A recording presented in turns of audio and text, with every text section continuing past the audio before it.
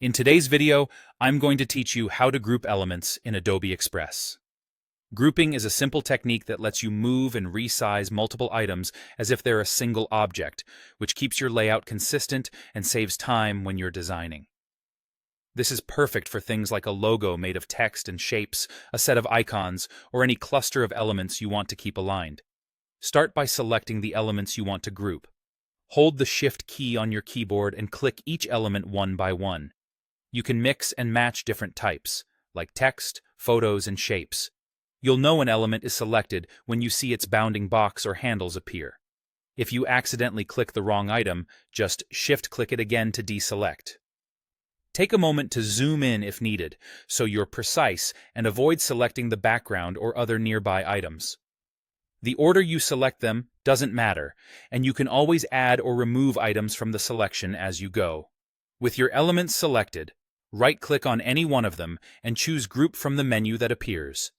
If you don't see the option, double-check that more than one element is selected and make sure you right-click directly on a selected item rather than an empty area of the canvas. Once you pick Group, Adobe Express instantly treats your selection as one unit. Now your elements are grouped and they'll move and resize together.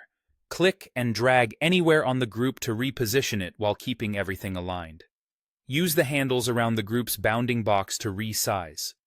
Dragging from the corners helps maintain proportions and avoid stretching. This is a great moment to align your grouped content with other parts of your design, since the group behaves like a single object.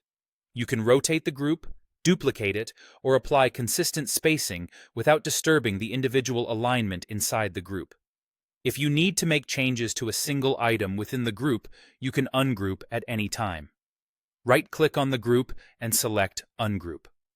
The elements will separate back into individual items so you can edit, replace, or restyle them.